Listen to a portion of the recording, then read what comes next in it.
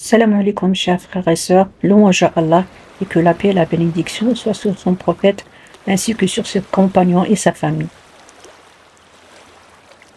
Aujourd'hui, nous allons parler des événements qui ont eu lieu en Abyssinie lors de la deuxième vague d'immigration des musulmans vers l'Abyssinie et en rapport d'abord avec un compagnon des premiers qui se sont convertis à l'islam et qu'est-ce qui s'est passé avec lui par rapport à sa femme. Ensuite, de l'immigration de Abu Moussa al-Ash'ari et le partage des butins.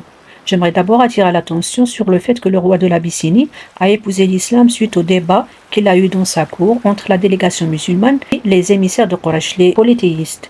Un débat qui a amené à la conversion de ce roi qui était chrétien, de confession chrétienne. C'était la religion qui régnait dans son pays et qu'un des compagnons a épousé suite à son immigration là-bas.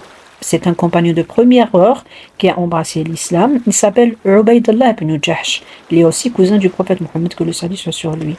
Il a rejoint la deuxième vague de migration avec sa femme Ramla bint Abi Sufyan, dite Habiba. Et comme son nom l'indique, elle est la fille de Abu Sufyan, le fervent opposant de l'islam et ennemi juré des musulmans. Malheureusement, Ubaydullah ibn Jahsh, en terre d'Abyssinie, terre de christianisme, et s'est apostasié et embrassé la religion chrétienne. Il se prénomme Ubaydullah n'est qu'un prénom que les Arabes donnaient à leurs enfants même avant l'islam. Donc Ubaydullah, quand il rencontre un groupe de musulmans, ses ex-compagnons, ses ex-frères de religion, toujours en Abyssinie, il lançait un proverbe de chez eux, un proverbe connu parmi les Arabes, un proverbe qui faisait allusion au jour qui vient d'ouvrir ses yeux, allusion faite aux musulmans qui sont encore malvoyants, dont la vision n'est pas claire, au sens figuré bien sûr, et que lui, quand il est devenu chrétien, il a eu la perspicacité de mieux distinguer le vrai chemin du faux chemin, selon lui bien sûr. Enfin et malheureuse, il mourut en apostat en terre d'Abyssinie. Sa femme, dite Habiba, était doublement affectée, déjà par l'apostasie de son mari, ensuite par son décès. Mais elle ne fut pas influencée par son apostasie. Au contraire, elle persista dans sa religion qu'elle avait adoptée librement et sans aucune contrainte, qui était l'islam. Quand le prophète Muhammad sallallahu alayhi wa sallam, à la Mecque, eut vent de cette triste nouvelle, il proposa le mariage à Habiba, cette triste veuve qui est restée seule en Abyssinie. Mais comment ce mariage fut-il contracté, sachant qu'ils sont éloignés et séparés par la mer Rouge? Comment le prophète Mohammed, que le salut soit sur lui, a proposé le mariage à une femme, lui qui était à la Mecque et elle en Abyssinie, une proposition de mariage à distance? Comment il a fait? Le prophète Mohammed sallallahu alayhi wa sallam a envoyé une lettre à l'intention de Négus, dans laquelle il lui demande de lui faire épouser Habiba. Mais que Habiba doit désigner un tuteur pour elle, car le tuteur est l'un des piliers du mariage pour la femme musulmane. Mais pour l'homme, c'est pas nécessaire, c'est juste une tradition, bien sûr. Donc un tuteur qui doit être musulman, car Habiba est musulmane.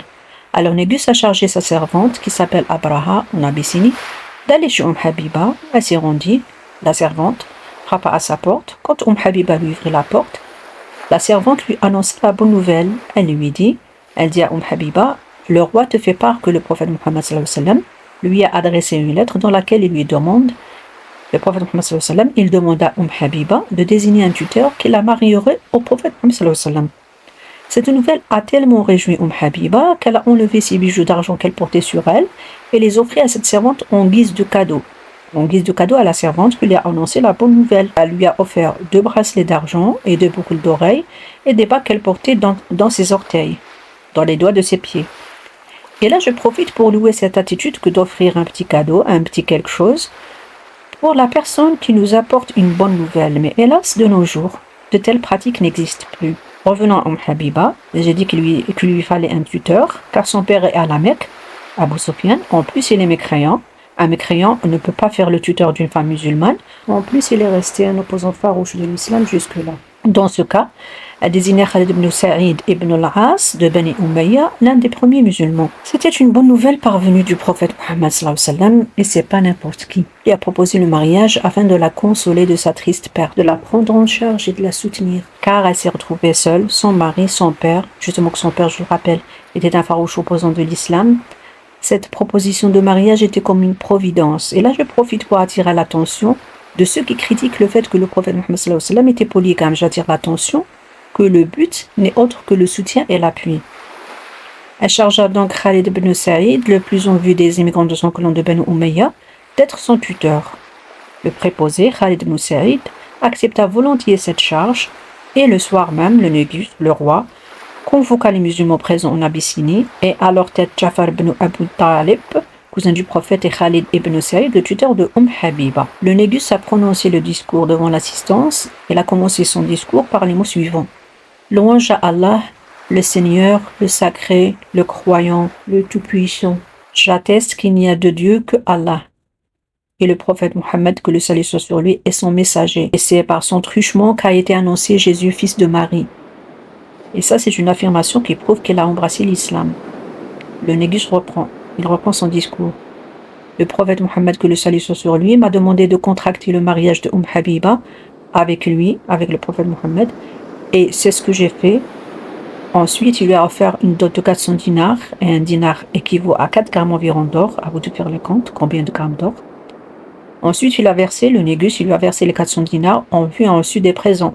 Les réfugiés musulmans qui étaient là, pour qu'ils attestent de ces démarches du mariage. Ensuite, son tuteur, de Banu Umayya, a récité une formule attestant la conclusion du mariage, ce mariage qui a eu lieu entre deux contrées différentes.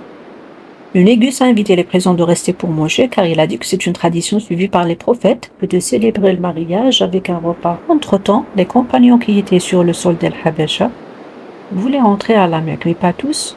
Lorsqu'ils ont entendu parler de la hijra du prophète Mohammed, que le salut soit sur lui, vers Médine, de la Mecque vers Médine, 13 ans après la prophétie, ils voulaient se joindre à lui. Le prophète donc est resté 13 ans à la Mecque et certains compagnons sont restés 14 ans en exil en terre d'Abyssinie, une période pendant laquelle les chrétiens se sont intéressés à l'islam, les chrétiens de Habasha ainsi que les chrétiens de l'extérieur qui voulaient plus connaître sur ce prophète qui est cité dans leur écriture. Et là, c'est une chance, une aubaine qui puisse se convertir.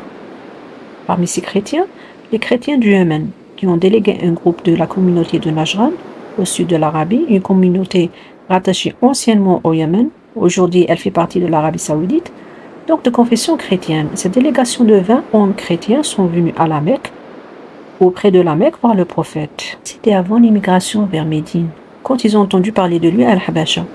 La délégation avait l'objectif de lui poser des questions sur la nouvelle religion. Ils étaient intéressés, ils ont eu un débat sur la religion, un dialogue. Et le prophète Mohammed, que le salut soit sur lui, les a invités à épouser la religion. Il a terminé par la récitation de versets du Coran, sur quoi ils ont eu des larmes aux yeux, ils ont cru en lui, cru en ce qui est écrit dans le Coran, qui corrobore ce qu'il y avait dans leur écriture. Ils ont fini par épouser l'islam et les assemblées de Quraysh étaient là. Revenons à l'histoire des exilés de Habasha qui voulaient rentrer pour rejoindre le prophète Mohammed, que le salut soit sur lui, dans son périple vers Médine. Ils ne sont pas rentrés tous, car il fallait de l'argent, et beaucoup n'en avaient pas. 33 hommes et 8 femmes sont rentrés à la Mecque. 2 sont décédés là-bas, à la Mecque. 7 ont été retenus probablement par leur famille, et 24 des émigrés de l'Abyssinie ont émigré à Médine et étaient présents à la bataille de Badr, dont Uthman ibn Affan. On en parlera plus tard dans un autre chapitre.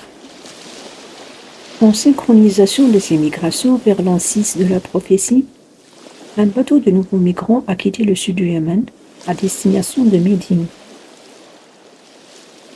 À bord de ce bateau, il y avait Abu Musa al-Ash'ari ainsi que ses 2 frères, lui étant le cadet, accompagné de 52 ou 53 hommes de la même tribu que lui. En chemin, ils furent frappés par une tempête qui obligea le bateau de changer de cap.